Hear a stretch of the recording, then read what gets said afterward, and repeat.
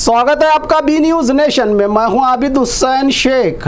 यतनाल के सवाल पर काश्यप नवर का सवाल, ताकत है तो हुनगुंद आए यतनाल, मेरी ताकत क्या है बताऊंगा, कहा काश्यप नवर ने। मोहम्मद पैगंबर सल्लल्लाहु अलैहि वसल्लम के खिलाफ यतनाल के विवादित बयान पर बीजापुर में हुई हड़ताल में यतनाल के खिलाफ जमकर बरसने वाले शिवानंद पाटिल को यतनाल ने बसवेश्वर जयंती के दिन इनके खानदान पर ही सवाल उठाते हुए दम है तो इस्तीफा देने की बात करने वाले यतनाल के चैलेंज को कबूल करके कल शिवानंद पाटिल ने स्पीकर के हाथों दिया अपना इस्तीफा। मैं भी इस्तीफा दूंगा, यतनाल भी पहले इस्तीफा दे फिर बताऊंगा कि मेरी ताकत क्या है। शिवानंद पाटिल ने इस्तीफा देकर बताया है कि वो अपने बाप को पैदा हुए हैं। अब यतनाल इस्तीफा देकर बताएं कि वो अपने बाप के ही बेटे हैं, कहा काश्यप नवर ने। ಈಗಾಗಲೇ ನಾನು ಕೂಡ ಮೊನ್ನೆ ಅವರು ಏನು ಮಾತಾಡಿದಕ್ಕೆ ನಾನು ಉತ್ತರ ಕೊಟ್ಟಿದ್ದೀನಿ.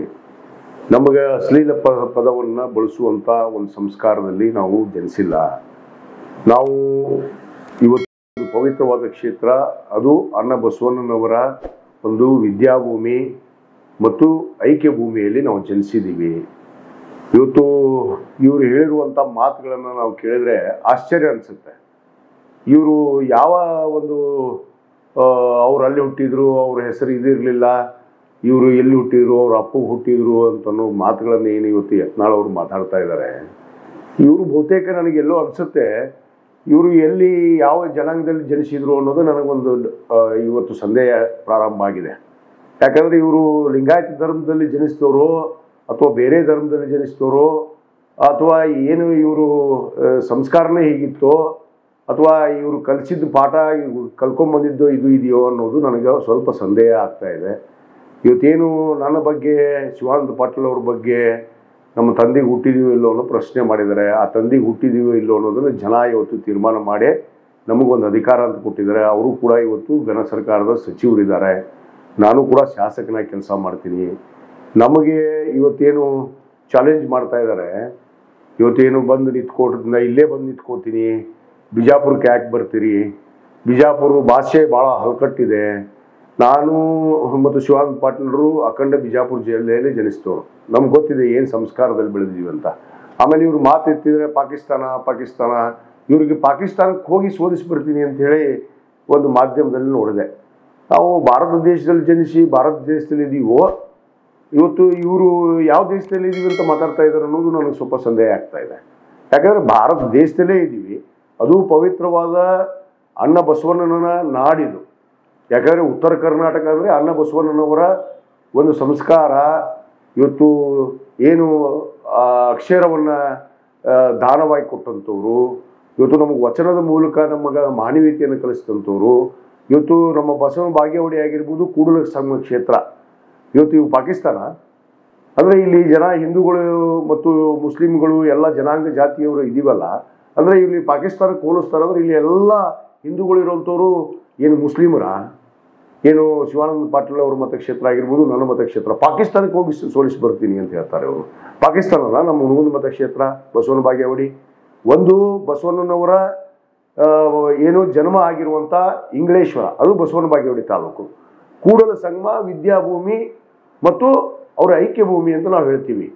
ಇವತ್ತು ಒಂದು ಕಡೆ ಮಾಡಬೇಕು ಅನ್ನೋದು ಒಂದು ಸರ್ಕಾರದ ಒಂದು ನಿಲುವು. ಮಾನ್ಯ ಮುಖ್ಯಮಂತ್ರಿಗಳು ಕೂಡಲ ಸಂಗಮ ಕ್ಷೇತ್ರ ಇವತ್ತು ಬಹಳಷ್ಟು ಈ ದೇಶದಲ್ಲೇ ಒಂದು ಅತ್ಯಂತ ಅಂತಾರಾಷ್ಟ್ರೀಯ ಮಟ್ಟದಲ್ಲಿ ಬೆಳವಣಿಗೆ ಆಗಿದೆ. ಆ ಬೆಳವಣಿಗೆ ಆದ ಕ್ಷೇತ್ರದಲ್ಲಿ ಇವತ್ತು ಬಸವ ಜಯಂತಿ ಮಾಡಿದರೆ ಅದಕ್ಕೊಂದು ಮೆರಗು ಬರುತ್ತೆ. ಅದು ಸತ್ಯ. ಇಲ್ಲಿ ಶರಣರು ನಡೆದಾಡಿದ್ದು ಇವತ್ತು ಬಸವನ ಬಾಗೇವಾಡಿ ಅಲ್ಲ, ಬೇರೆ ಅಲ್ಲ, ಕೂಡಲ ಸಂಗಮ ಬೇರೆ ಅಲ್ಲ, ಅಥವಾ ಬಸವ ಕಲ್ಯಾಣ ಕೂಡ ಬೇರೆ ಅಲ್ಲ. ಈ ಮನುಷ್ಯನಿಗೆ ಸಹಜವಾಗಿ ಎಲ್ಲದಕ್ಕೂ ಟೀಕೆ ಮಾಡೋದು, ಅವರಿಗೆ ಅಶ್ಲೀಲ ಶಬ್ದಗಳನ್ನು ಬಳಸೋದು, ಅವಮಾನ ರೀತಿಯಲ್ಲಿ ನಮ್ಮನ್ನು ಕೆಣಕುವಂಥ ಕೆಲಸ ಮಾಡ್ತಾ ಇದ್ದಾರೆ. ನಾವು ಕೆಣಕುವಂಥವ್ರು ಅಲ್ಲ. ನಾವು ಅದಕ್ಕೆ ಹೇಳ್ತೀವಲ್ಲ, ಬಸವ ತತ್ವದ ಅನುಯಾಯಿಗಳು, ಬಸವಣ್ಣನ ಒಂದು ಪವಿತ್ರ ಭೂಮಿಯಲ್ಲಿ ಜನಿಸಿದ್ದೀವಿ. ನಾವು ಪದೇ ಪದೇ ಇಂಥ ಶಬ್ದಗಳಿಗೆ ನಾವು ಉತ್ತರ ಕೊಡೋಕೆ ಕೊಡಲ್ಲ. ಯಾಕಂದರೆ ಸಮಾಜ ಜನ ಬೇಜಾರಾಗ್ತಾ ಇದ್ದಾರೆ, ಯಾಕೆ ಈ ರೀತಿ ಮಾತಾಡ್ತಾ ಇದ್ದೀರಿ ಅನ್ನೋದಕ್ಕೆ. ನಾನು ನಮ್ಮ ಎಲ್ಲ ಪಂಚಮಸಾಲಿ ಸಮಾಜ ಇರ್ಬೋದು, ಎಲ್ಲ ಲಿಂಗಾಯತ ಒಳಪಂಗಡಗಳ ಸಮಾಜಗಳಿಗೆ ಇರ್ಬೋದು, ನಮ್ಮ ಸಂಸ್ಕಾರ ಇದು ಅಲ್ಲ. ನಾವು ನಮ್ಮದೇ ಆದ ಧರ್ಮ ಇದೆ. ಅಣ್ಣ ಬಸವಣ್ಣನವರು ನಮ್ಮ ಧರ್ಮಕ್ಕೆ ಕೊಟ್ಟಿದ್ದಾರೆ. ಇವರು ಲಿಂಗಾಯತ ಧರ್ಮದಲ್ಲಿ ಜನಿಸಿ, ಪಂಚಮಸಾಲಿ ಸಮಾಜದಲ್ಲಿ ಜನಿಸಿ, ಇವರು ಹಿಂದೂ ಹಿಂದೂ ಅಂತ ಹೇಳ್ಕೊಂಡು ಹೊರಟಿದ್ದಾರೆ. ಹಿಂದೂ ರಾಷ್ಟ್ರ ಇವತ್ತು ಜಾತ್ಯತೀತ ರಾಷ್ಟ್ರದಲ್ಲಿ ನಾವು ಇದ್ದೀವಿ. ನಾವೆಲ್ಲರೂ ಕೂಡ ಅಣ್ಣತಮ್ಮಂದರಾಗಿ ಇವತ್ತು ಈ ದೇಶವನ್ನು ಕಳೆದ 76 ವರ್ಷಗಳಿಂದ ನಾವು ಇಲ್ಲಿ ಪವಿತ್ರವಾದ ಡಾಕ್ಟರ್ ಬಾಬಾ ಸಾಹೇಬ್ ಅಂಬೇಡ್ಕರ್ ಅವರು ಕೊಟ್ಟಿರುವಂಥ ಆ ಸಂವಿಧಾನದ ಅಡಿಯಲ್ಲಿ ನಾವೆಲ್ಲರೂ ಒಂದೇ ತಂದೆ ತಾಯಿ ಮಕ್ಕಳಾಗಿ ನಾವು ನಡೀತಾ ಇದ್ದೀವಿ.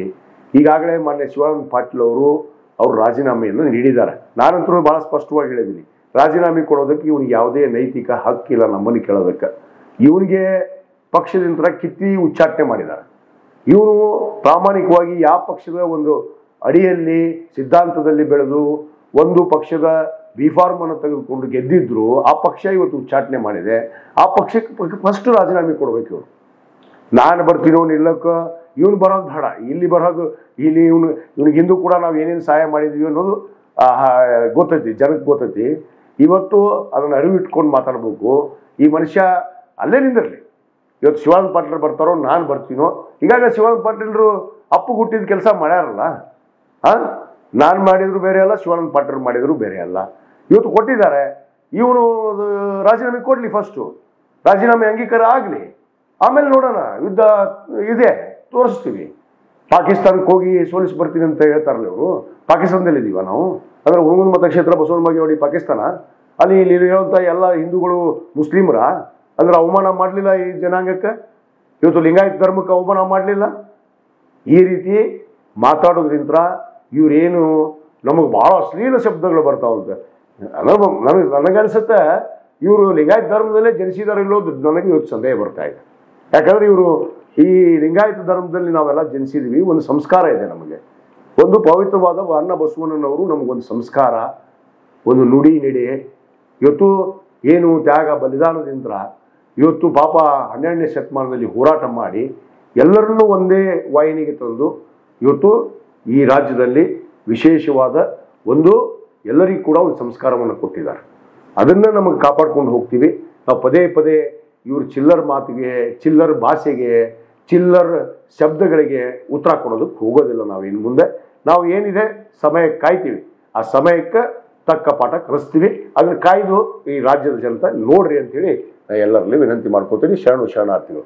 ಸರ್, ಹುಣಗುಂದ ಮತಕ್ಷೇತ್ರಕ್ಕೆ ಬಂದು ತಮ್ಮ ವಿರೋಧಿಯಾದ ನವಲಿ ಹಿರೇಮಠರ ಮನೆಗೆ ಹೋಗಿ ಯತ್ನಾಳ್ ಮಾತುಕತೆ ನಡೆಸಿದ್ರು. ಇದಕ್ಕೆ ತಾವೇನು ಹೇಳ್ತೀರಾ?